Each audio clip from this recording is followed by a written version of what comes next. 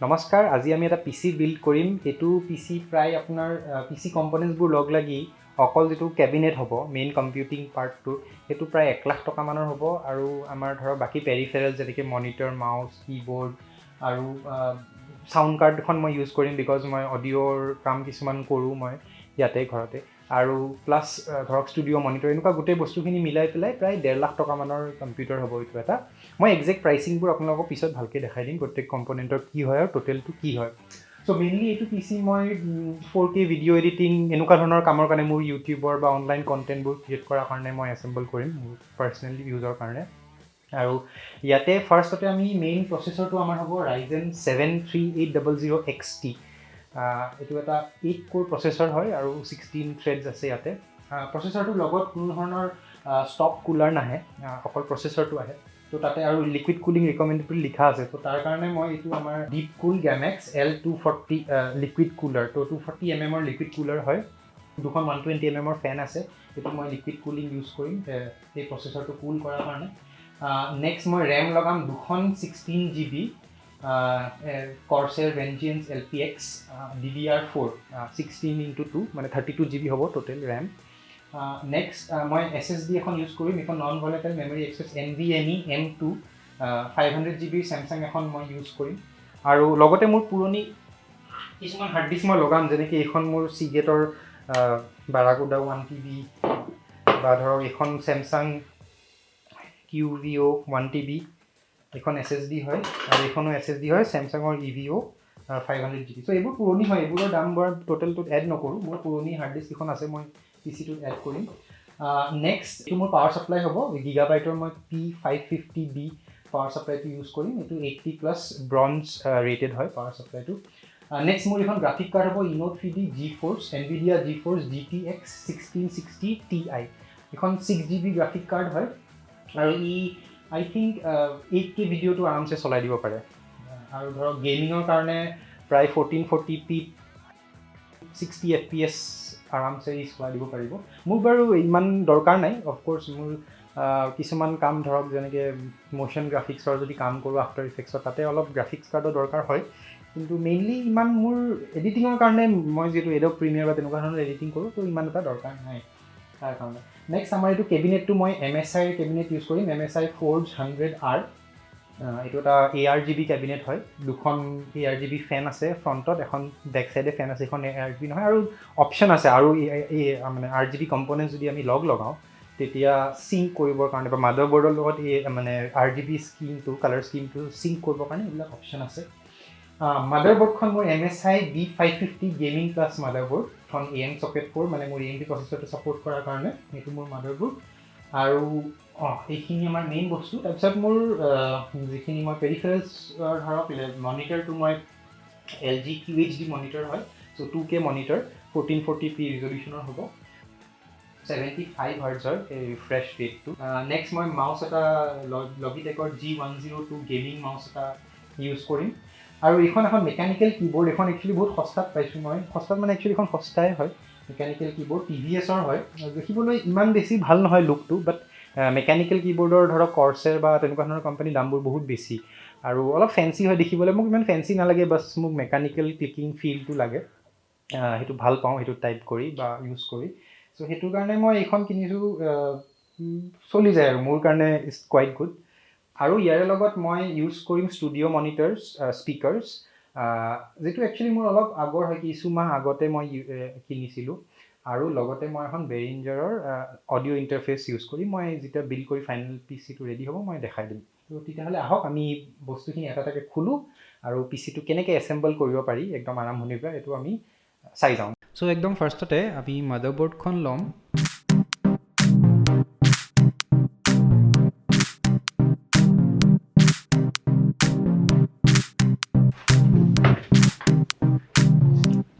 চ' এইটো আমাৰ কেবিনেট।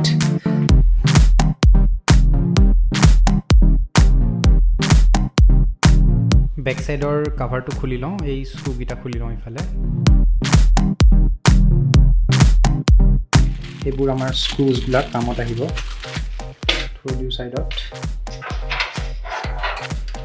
আহক আমি এতিয়া মাদাৰবৰ্ড মাউণ্ট মাদাৰবোৰ্ডখন মাউণ্ট কৰি দিওঁ।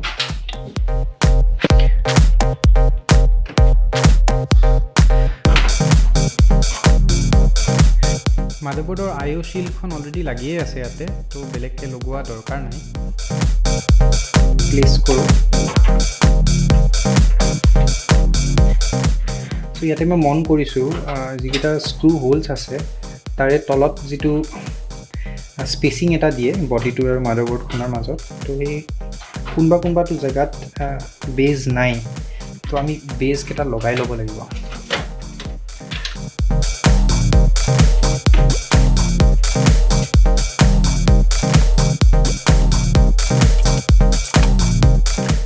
মাদাৰবোৰ্ডৰ স্ক্ৰু হোলছ 1 2 3 4 5 6 7 8 9টা, এই 9টা লাগিব আমাক।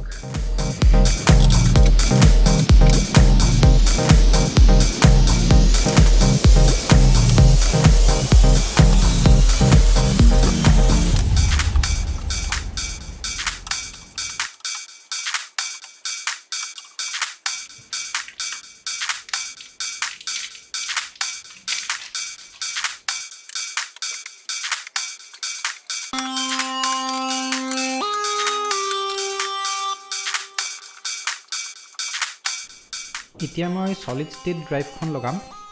এখন NVMe M2 SSD ইউজ কৰিম মই।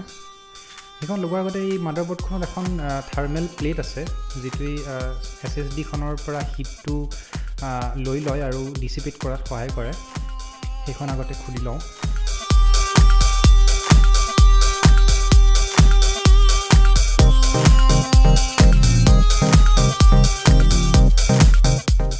এইখন থাৰ্মেল প্লেটখন ফ্ৰণ্ট চাইড, এই বেক চাইডে এখন প্লাষ্টিকৰ ৰেপ এটা আছে, মানে কাভাৰ এটা আছে, এইখন গুচাই ল'ব লাগিব ইনষ্টল কৰাৰ আগতে। এতিয়া থাকক।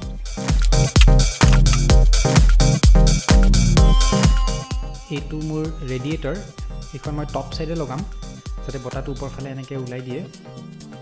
আগতে ফেনকেইখন লগাই লওঁ। এই দুখন ফেন,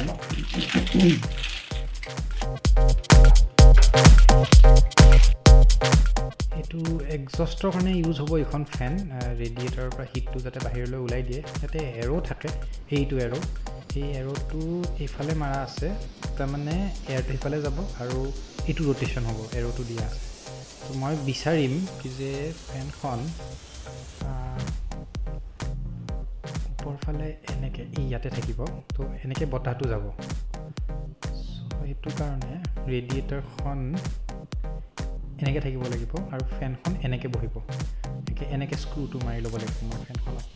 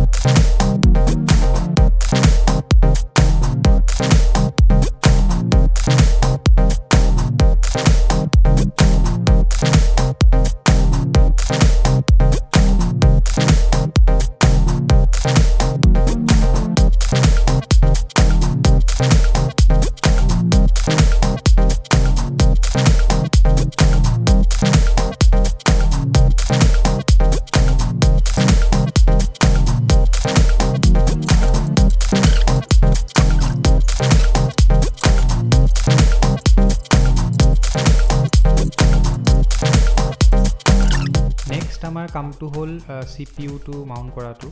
CPU-টো প্লেচ কৰাৰ আগতে আমি এই কুলাৰটো প্লেচ কৰাৰ কাৰণে যিবোৰ কুলিং মাউণ্টছ বা ব্ৰেকেটছ আহে সেইবোৰ আমি লগাই ল'ব লাগিব। চ' এয়া ইণ্টেল AMD দুইটাৰে মাউণ্টিং ব্ৰেকেটছবোৰ দিয়া আছে। যদি ওলাই চাওঁ, সেইটো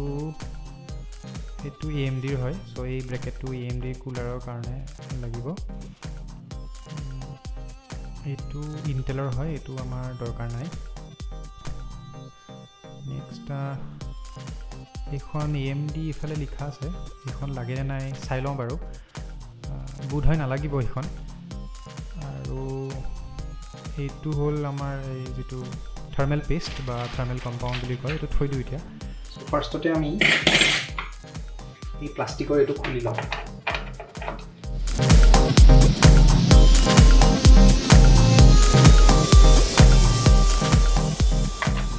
মই এইটো আগতেই খুলিব লাগিছিলে, মই আগতে নুখুলিলোঁ। এতিয়া মই দুইটা একেলগে খুলি দিলোঁ। মানে কি হয়, বৰ্ডখনৰ পিছফালে এখন প্লেট আছে, মই দুইটা যদি খুলি দিওঁ প্লেটখন পৰি যাব পাৰে, উঠোৱাটো দিগদাৰী হ'ব। তো আগতে মই এটা ফালৰ লগাই লওঁ।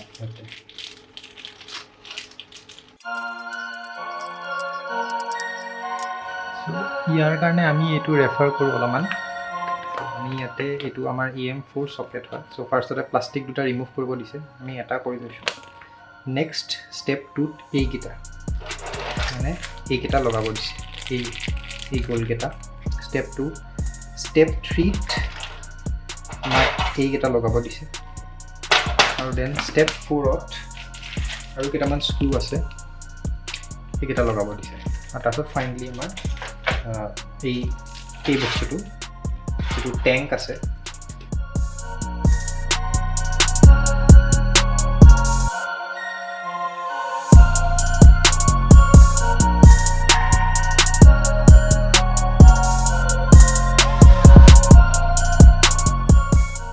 এই 4টা স্ক্ৰু লগাই দিলোঁ। এতিয়া আমি এই প্ৰচেছৰৰ ব্ৰেকেটকেইটা, মানে একচুৱেলি এই ব্ৰেকেটকেইটা এই লিকুইড টেংকটোৰ এই বডিটোত লাগিব, এই এনেকৈ লাগিব। এই ব্ৰেকেটকেইটা আগতে লগাই লওঁ, তাৰপিছত এই টেংকটো প্লেচ হ'ব প্ৰচেছৰৰ ওপৰত।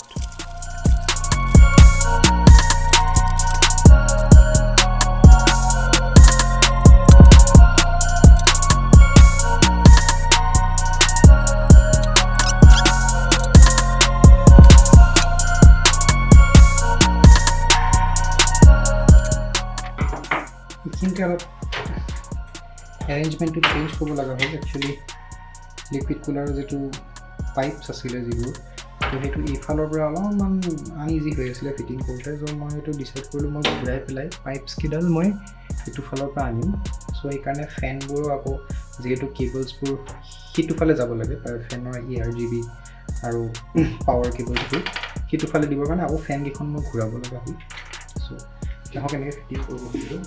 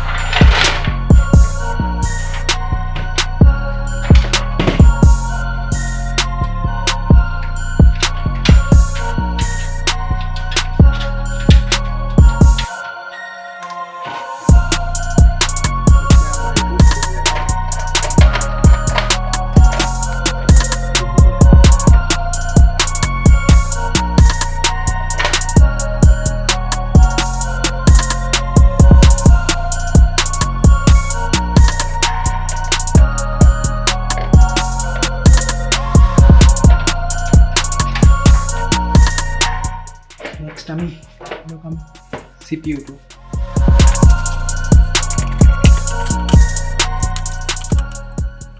ফাৰ্ষ্টতে থাৰ্মেল পেষ্টটো লগাই লওঁ।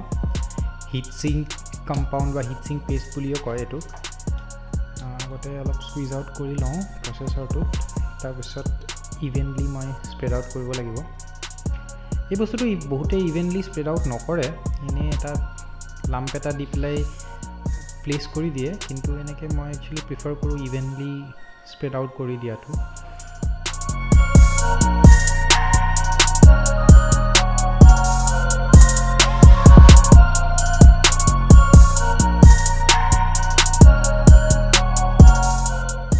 স্প্ৰেড আউট কৰি দিলোঁ। এতিয়া এনেকৈ এটা ইয়াৰবাড এটা দি মই সমান কৰি দিওঁ। একচুৱেলি বেছি হিট সিঙ্ক কম্পাউণ্ড দিও লাভ নাই, মানে জাষ্ট এটা থিন ফিল্ম এখন থাকিব লাগে। আৰু সেইকাৰণে যিমানখিনি এক্সেছ কম্পাউণ্ড পৰিছে সেইখিনি মই এনেকৈ গুচাই দিওঁ, একদম সমান কৰি দিওঁ, যাতে যিটো লিকুইড টেংকটো আছে তাৰে প্লেটখন ভালকৈ বহি যায়। ছাইডৰ পৰা অলপমান ওলাই গৈছে, এইখিনি গুচাই দিওঁ।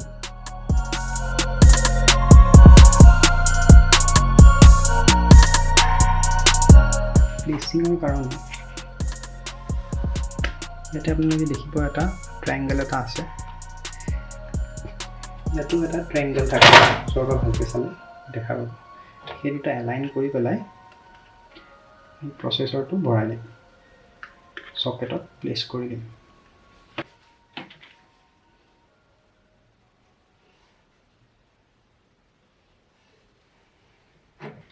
ইয়াৰ খুলি ললোঁ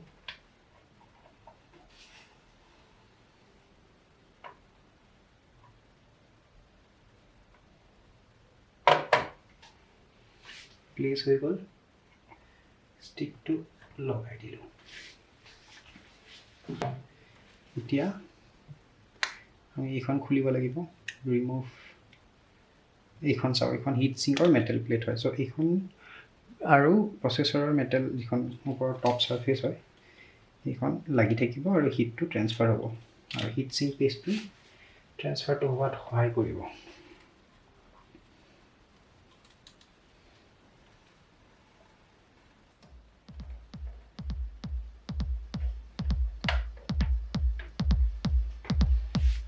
থলো এতিয়া আমি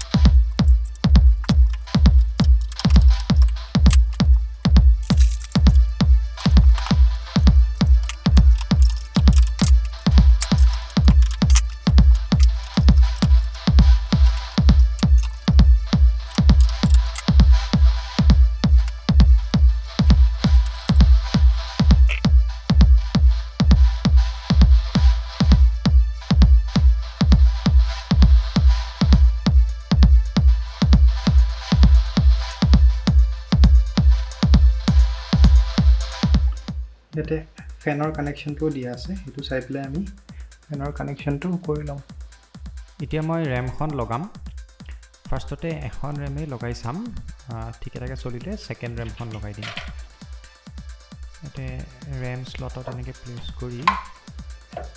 প্ৰেছ কৰি দিলে ক্লিকিং সাউণ্ড এটা হয় আৰু এনেকৈ বহি যায়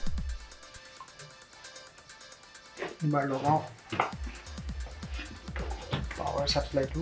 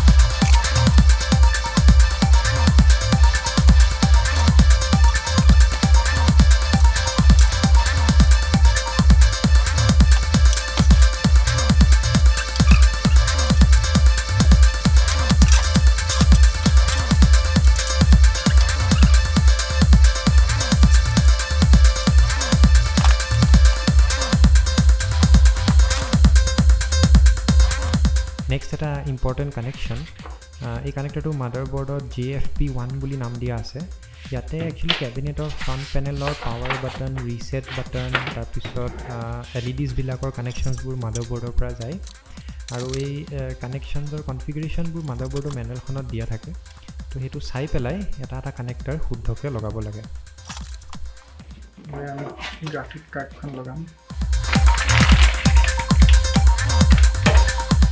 গ্ৰাফিক্স কাৰ্ডখন লগাবলৈ মই কেবিনেটৰ পিছফালে থকা PCI স্লটৰ যিখন প্লেট থাকে সো দুখন ভাঙি ল'ব লাগিব জেনেৰেলি কেবিনেটবোৰৰ এই প্লেটবোৰ কভাৰবিলাক PCI স্লটৰ যিবোৰ মাউণ্টিং কভাৰ্ছ হয় এইবোৰ ব্ৰেকেবলে হয়।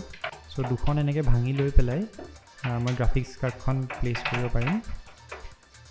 আৰু তাৰপিছত এইটো ইম্পৰ্টেণ্ট PCI এক্সপ্ৰেছৰ যিটো পাৱাৰ কানেক্টাৰ ছাপ্লাই পৰা SMPSৰ পৰা যিটো বা পাৱাৰ ছাপ্লাই ইউনিটটোৰ পৰা আহিব সেইটো লগাব নাপাহৰিব। কেবলবোৰ এৰেঞ্জ কৰোঁ ভালকৈ।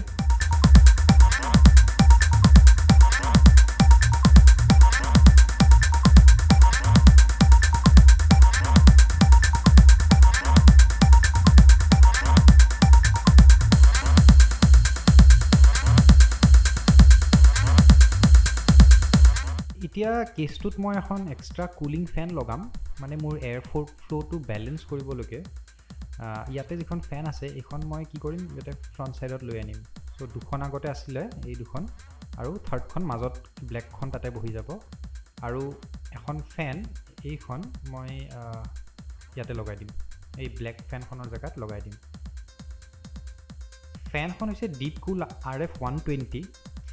এইখন একচুৱেলি ইনষ্টল কৰিবৰ কাৰণে অলপ কাটা কুটা কৰিবলগীয়াও হ'ল, মানে মাদাৰবৰ্ডৰ লগত যিটো কালাৰ স্কিম RGB LED-বোৰৰ সেইটো মেটচ কৰাবৰ কাৰণে এইবোৰ কৰিবলগীয়া হ'ল।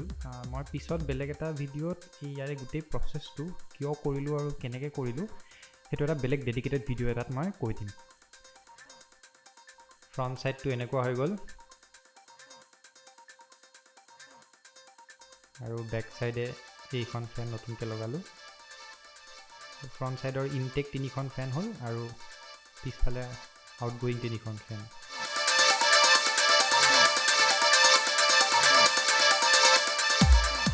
মাদাৰবৰ্ডৰ বেক ছাইডটো দেখাই দিছোঁ, এনেকৈ কেবলবোৰ মেনেজ কৰিছোঁ, কেবল টাই লগাই এইয়া এনেকুৱা। এতিয়া বেক কভাৰখন লগাই দিওঁ আৰু স্ক্ৰুবোৰ লগাওঁ।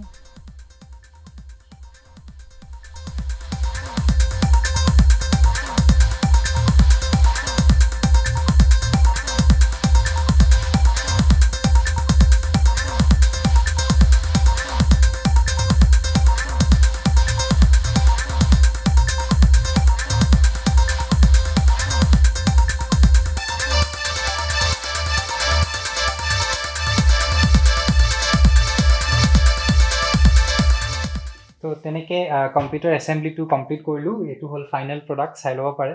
লগতে পেৰিফেৰেলছ যিটো মনিটৰ, মই যেনেকৈ কৈছোঁ ষ্টুডিঅ' মনিটৰ, যিকেইটা হয় PreSonus Aries 4.5 studio' monitor speakers.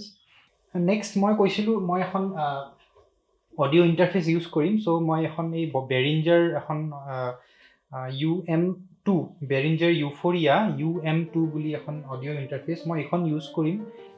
এইখন এখন চিন্থেচাইজাৰ কীবৰ্ড, এইখনৰ কথা আজি এইটো ভিডিঅ'ত মই নাপাতোঁ। মোৰ ইয়াতে আছে এইখন, মই কেতিয়াবা পিছত বেলেগ এটা ভিডিঅ'ত হয়তো এইখনৰ কথা মেনশ্যন কৰিম। নেক্সট প্ৰশ্নটো হ'ল আপোনালোকে নিজে এনেকৈ PC এটা এছেম্বল কৰিব এটেম্প্ট লোৱাটো ঠিক হ'ব জানো? সেইটো আনচাৰটো হ'ল ডিপেণ্ড কৰিব আপোনালোকৰ টেকনিকেল নলেজটো বা ন' হাউটো কিমান এই বস্তুবোৰৰ ওপৰত। বিকজ জেনেৰেলিটো যিবোৰ কম্পনেণ্টছ আমি কিনো ব্ৰেণ্ডেড বা ভাল কোম্পানীবোৰৰ যেতিয়া কিনো, জেনেৰেলি এইবিলাক বেয়া নাহে। কিন্তু কেতিয়াবা যদি বেয়া আহি যায়, ছাপ'জ আপুনি গোটেইবোৰ লগাই দিলে, তাৰপিছত আপোনাৰ ছিষ্টেমটো চলা নাই, তো কোনটো কম্পনেণ্ট বেয়া সেই বস্তুটো বিচাৰি ওলোৱাটো অলপমান চেলেঞ্জিং হৈ যাব পাৰে যদি আপোনাৰ এডিকুৱেট নলেজ নাথাকে। ইয়াতে উপায় আছে, আপোনালোকৰ ইনফেক্ট মাদাৰবৰ্ডতে কিছুমান অপশ্যন আছে। যদি কোনোবা এটা কম্পনেণ্টে ৰেছপণ্ড কৰা নাই, তেতিয়াহ'লে কোনোবা এটা পাৰ্টিকুলাৰ LED জ্বলিব, এনেকুৱা ধৰণৰ কিছুমান ফ্লেগছ থাকে, ফ্লেগ LEDs বুলি কয়, যিবোৰে মানে কৈ দিয়ে। বাট তাৰ উপৰিও আৰু বহুত কিছুমান নলেজ বা কিছুমান কম্পেটিবিলিটিৰ কথা আহি যায় যে এই পাৰ্টিকুলাৰ ৰেমখন এইখন মাদাৰবৰ্ডত খাবনে নাই, বা এই পাৰ্টিকুলাৰ প্ৰচেছৰে এইখন ৰেম বা এই পাৰ্টিকুলাৰ প্ৰচেছৰটো এইখন মাদাৰবৰ্ডত ফিট হ'বনে নাই, এই পাৰ্টিকুলাৰ কি বুলি কওঁ গ্ৰাফিক্স কাৰ্ডখন কম্পেটিবল হয়নে নাই, বা SSD আপোনাৰ যেনেকৈ মই লগাইছোঁ এখন M2 NVMe SSD, সেইখন শ্লটটো আছেনে নাই মাদাৰবৰ্ডত। তো তেনেকুৱা বিভিন্ন কথা আহি পৰে। সেইবোৰ আপোনালোকে যদি থ্ৰু আউট নলেজ এটা গেইন কৰি লয়, তেতিয়া আপোনালোকে ডেফিনেটলি নিজৰ PCটো নিজে এছেম্বল কৰিব পাৰে। আচ্ছা, এইখিনিতে মই এটা কথা কওঁ, আপোনালোকে যদি কোনোবাই হয়তো মন কৰিছে, মই পিচিটো এছেম্বল কৰি থাকোঁতে মোৰ পাৱাৰ ছাপ্লাইটো ফাৰ্ষ্টতে P550B আছিলে গিগাবাইটৰ। তাৰ পিছৰ ফালে যিখিনি মই ফেনখন লগাই আছিলোঁ, তেতিয়া পাৱাৰ ছাপ্লাইটো আপোনালোকে হয়তো কৰ্ছেৰ CV550 পাৱাৰ ছাপ্লাইটো লাগি আছে। একচুৱেলি মই এইটো পিছত ডিচাইড কৰিলোঁ কি যে মোৰ একচুৱেলি এস্থেটিক চেঞ্জৰ পৰাই, মানে দেখা ফালৰ পৰাই ক'ব গ'লে মোৰ কৰ্ছেৰৰ ফিনিচিংবোৰ বা কিছুমান বস্তু বেছি ভাল লাগিলে। তো মই সেইকাৰণে ডিচাইড কৰিলোঁ মই গিগাবাইটৰ পাৱাৰ ছাপ্লাইটো চেঞ্জ কৰি পেলাই মই কৰ্ছেৰৰ পাৱাৰ ছাপ্লাইটো লগাওঁ। এতিয়া আমি ডিছকাছ কৰোঁ অলপমান প্ৰাইচিংটো। চ' প্ৰাইচিংটো মই আপোনালোকক ইয়াতে স্ক্ৰীণত মই ডিছপ্লে কৰাই দিম গোটেইখিনি। চ' মেইন কেবিনেটটো যিটো হয় সেইটো মোৰ MSI Mag Forge 100R। এইটো মই কিনিছোঁ MD কম্পিউটাৰ্ছৰ পৰা আৰু মোৰ প্ৰাইচটো পৰিছে 5400 বা 1400 টকাত মই কিনিছোঁ। একচুৱেলি আপোনালোকে দেখিব মই বেলেগ বেলেগ ভেণ্ডৰৰ পৰা, বেলেগ ভেণ্ডৰ মানে মেইনলি মই একচুৱেলি MD কম্পিউটাৰ্ছ আৰু এমেজনৰ পৰাই কিনিছোঁ। এইটো মই এইকাৰণে কৰিছোঁ, মই চাই পেলাই কোনটো কম্পনেণ্টৰ কিমান দাম এই কম্পেৰিজনটো মই কৰি লৈছোঁ, এমেজনত কম পৰে নে MD কম্পিউটাৰ্ছত কম পৰে, তাৰপিছত সেই হিচাপে মই কিনিছোঁ কম্পনেণ্টছবোৰ। নেক্সট মই পাৱাৰ ছাপ্লাই ইউনিটটো ইউজ কৰিছোঁ গিগাবাইট P550B 80+ ব্ৰঞ্জ। এইটো মই এমেজনৰ পৰা লৈছোঁ আৰু মোৰ দামটো পৰিছে প্ৰায় 3751 টকা। 3751.55 এনেকুৱা ধৰণৰ নাম্বাৰ এইকাৰণে আহিছে। মোৰ একচুৱেলি এখন এমেজনৰ ICICI ক্ৰেডিট কাৰ্ড আছে, Amazon Pay' ICICI credit card. So' সেইখনত মই কি হয়, এমেজনত মই যেতিয়াই নিকিনো কিয় মই 5% এটা কেশ্ববেক পাওঁ। চ' সেইকাৰণে মই সেই কেশ্ববেকটো মাইনাছ কৰি পেলাই মই প্ৰাইচটো দেখাইছোঁ, মানে ফাইনেলি যিটো প্ৰাইচ মই পে' কৰিবলগীয়া হৈছে ইয়াৰ কাৰণে। চ' সেইকাৰণে প্ৰাইচটো এনেকৈ কম আহিছে। আপোনালোকে যদি কম্পেয়াৰ কৰি চাই অভাৰঅল প্ৰাইচিংবিলাক, আপোনালোকে দেখিব প্ৰায় প্ৰাইচিংবোৰ যিবোৰ আপোনালোকে অনলাইন দেখা পায় তাতকৈ অলপ হ'লেও মই কমত কিনিছোঁ বস্তুটো। ত' এনেকৈ বিভিন্ন ধৰণে মাথা মাৰি পেলাই কিছুমান বস্তু MD কম্পিউটাৰ, কিছুমান বস্তু এমেজন এনেকৈ মিলাই মেলি পেলাই দামটো কম হোৱাত মানে মই কিনিছোঁ, যাতে চিপ হয় বস্তুখিনি গোটেই। নেক্সট মাদাৰবৰ্ডখনত মোৰ পৰিছে 14000 টকা। এইখন MD কম্পিউটাৰ্ছৰ পৰা কিনিছোঁ। প্ৰচেছৰটো এমেজনৰ পৰা কিনিছোঁ, এইটো 31814 পৰিছে। তাৰপিছত লিকুইড কুলাৰটো মই কিনিছোঁ এমেজনৰ পৰা, এইটো 5841 মান পৰিছে। তাৰপিছত কৰ্ছেৰৰ মই ৰেম কিনিছোঁ 2খন। এইটো আকৌ মই কি কৰিছোঁ, এখন মই MD কম্পিউটাৰ্ছৰ পৰা কিনিছোঁ আৰু এখন মই এমেজনৰ পৰা কিনিছোঁ। একচুৱেলি ফাৰ্ষ্টতে মই এখনেই অৰ্ডাৰ দিছিলোঁ, তাৰপিছত আৰু ছেকেণ্ডখনো অৰ্ডাৰ দিলোঁ এমেজনৰ পৰা। চ' টোটেল মিলি পেলাই মোৰ 9701 টকা পৰিছে দুখন ৰেমত মিলাই পেলাই, টোটেল 32GB ৰেমত। তাৰপিছত গ্ৰাফিক্স কাৰ্ডখন MD কম্পিউটাৰ্ছৰ পৰা কিনিছোঁ 22750 টকা। ষ্ট'ৰেজটো যিখন SSD আছে NVMe M2 SSD, এইখন এমেজনৰ পৰা কিনিছোঁ 6650 টকা। তাৰপিছত কুলিং ফেন এখন মই যিখন পিছত এক্সট্ৰাকৈ লগালোঁ, সেইখন মই MD কম্পিউটাৰ্ছৰ পৰা কিনিছোঁ, সেইখন 1700 টকাৰ হৈছে। ত' টোটেল মিলি পেলাই যিটো মেইন আমাৰ PC কেবিনেটটোত যিখিনি বস্তু লাগি আছে সেইটো প্ৰায় হৈছে 1,01,608 টকা। নেক্সট আমি পেৰিফেৰেলছবোৰলৈ আহোঁ। পেৰিফেৰেলছত এইখন কীবৰ্ড আপোনালোকে দেখিব, ইয়াতে কীবৰ্ডখন মই অলৰেডি দেখাই দিছোঁ। সেইখনত মোৰ পৰিছে 2136 টকা, 2136। মই MD কম্পিউটাৰ্ছৰ পৰা কিনিছোঁ এইখন। তাৰপিছত লজিটেকৰ যিটো মাউচ আছে, এইটো মাউচটো গেমিং মাউচ, সেইটো মই MD কম্পিউটাৰ্ছৰ পৰা কিনিছোঁ 1425 পৰিছে।